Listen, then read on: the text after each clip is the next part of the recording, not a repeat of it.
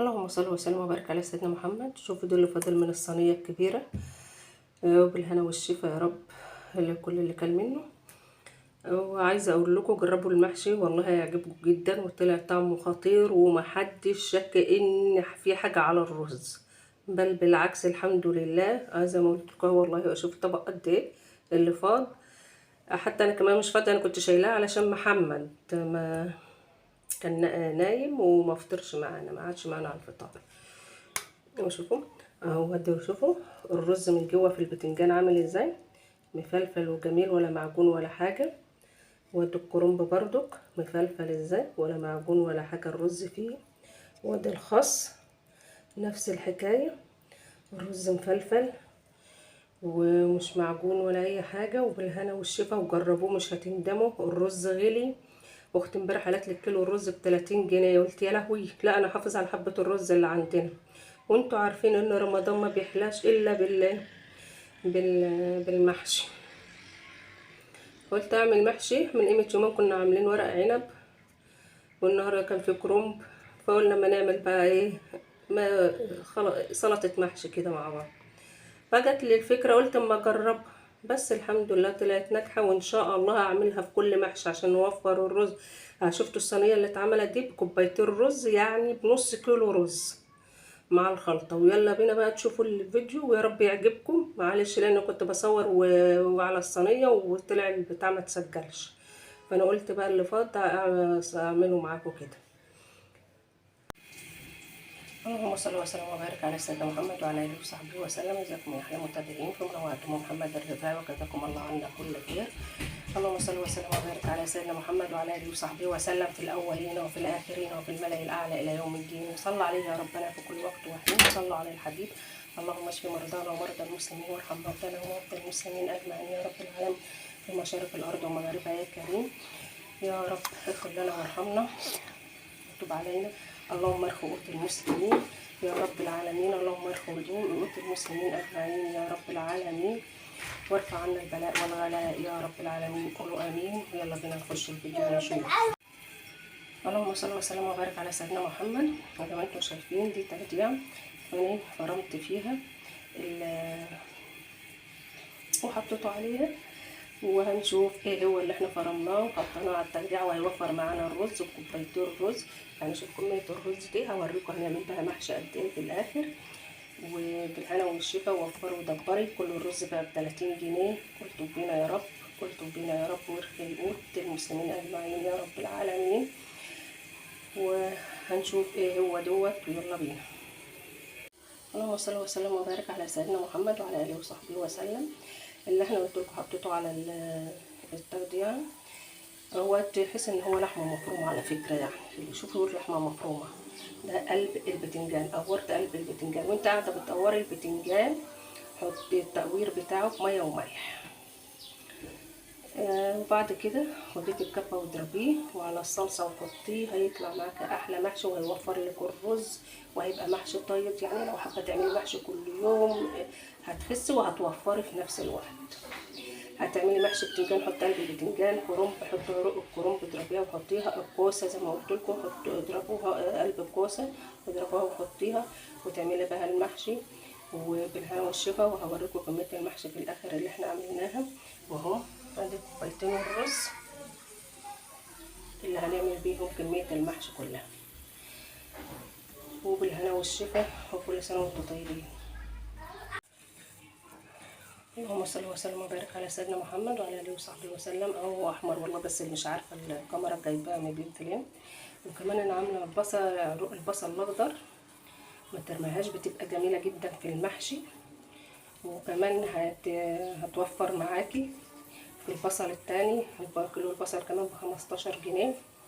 قلت بينا يا رب اهوت. ولسه هحط عليه الخضار، يعني محشي التوفير والتدبير وبالهنا والشفا يا رب العالمين. اللهم صل وسلم وبارك على سيدنا محمد وعلى اله وصحبه وسلم. اهو الرز بعد ما عملته حطيت عليه الخضار وكله. والله مش عارفه هو احمر، بس هو طالع عامل كده ليه في القمر. يلا المهم هنشوف هنعمل بيه كميه محشي قد ايه في الاخر. وهتوفري وتدبري، ودايما وانت واقفه في المطبخ استغفري واذكري الله وصلى على الرسول عليه الصلاة والسلام علشان البركة تحل في الطعام، وربنا يتقبل منا ومنكم صالح الأعمال يا رب العالمين.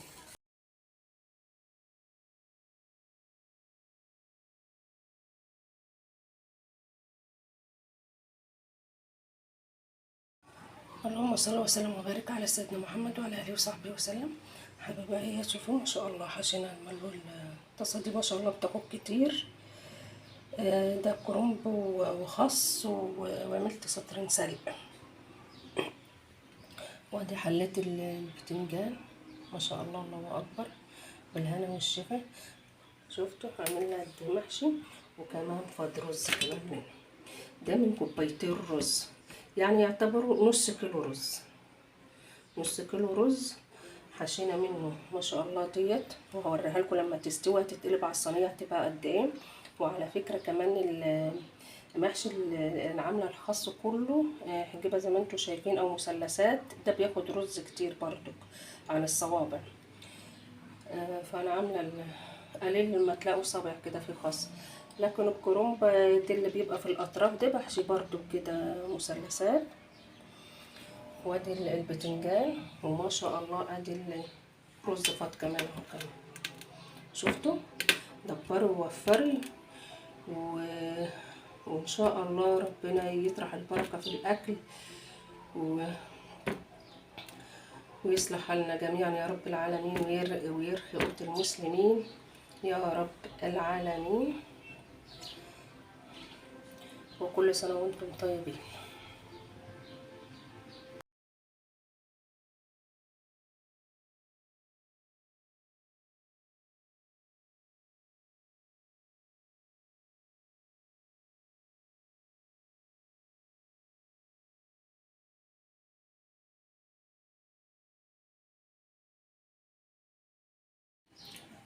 اللهم صل وسلم وبارك على سيدنا محمد وعلى اله وصحبه وسلم.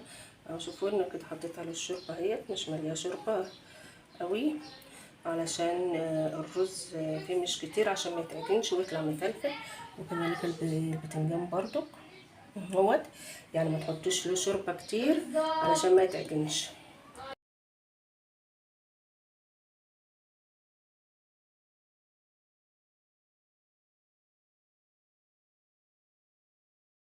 اللهم صل وسلم وبارك على سيدنا محمد وعلى اله وصحبه وسلم.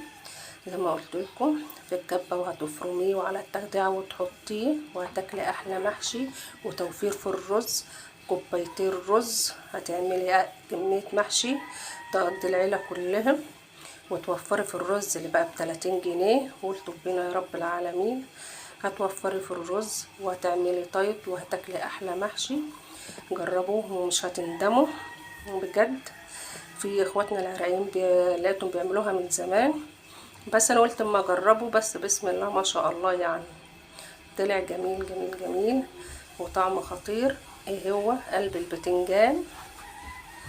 قلب البتنجان هتقوريه وتحطيه على التخديعه. هتعملي كرنب، عروق الكرنب اعمليها وافرميها وحطها على التخديعه. كوسه، قلب الكوسه افرميها وحطيها، هتوفر معاكي في الرز وهتوفر معاكي في كل حاجه.